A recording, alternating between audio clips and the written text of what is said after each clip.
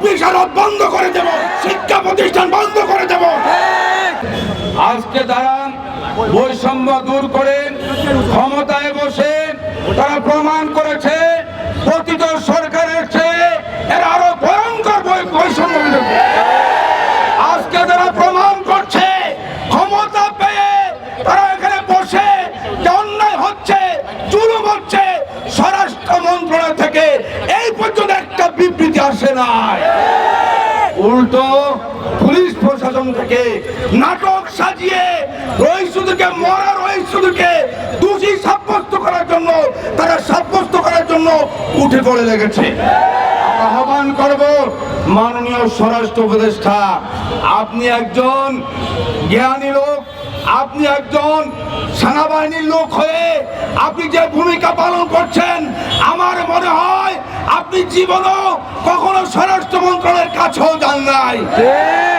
বিগত সরকার, প্রতিটি সরকার বিভিন্ন জুলুমের ব্যাপারে, অন্যায়ের ব্যাপারে যেমনি ভাবে নীরবতা ভূমিকা পালন করেছে, আজকে আপনারা তারই উত্তরসূরি হিসাবে আপনার প্রমাণ করছেন।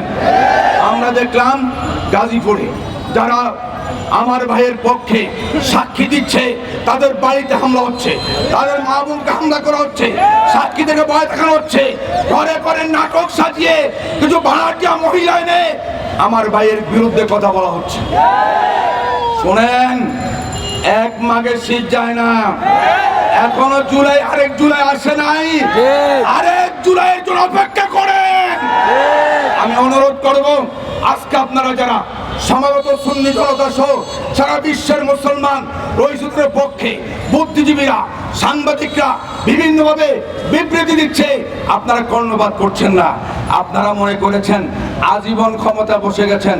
আমি প্রশাসনের দৃষ্টি আকর্ষণ করব, অনুরোধ করব আগামী 24 ঘন্টার মধ্যে আমার ভাইয়ের হত্যাকারীদেরকে গ্রেপ্তার করে যদি করা না হয়, আমরা আলটিমেটাম দিলাম, যদি না হয় আগামী 24 ঘন্টা আমরা অপেক্ষা করব, তারপরে বৃহত্তর কর্মসূচিতে বাধ্য হব।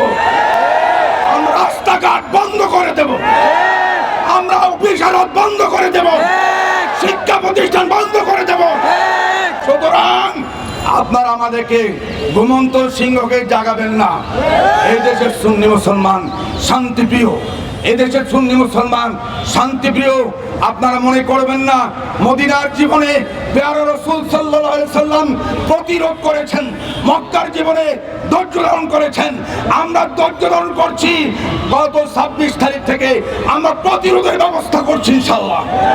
আপনারা সেই প্রতিরোধে আমাদের কর্মসূচিতে আসবেন আহ্বান জানিয়ে আমি আবার সংক্ষিপ্ত বক্তব্য শেষ করছি।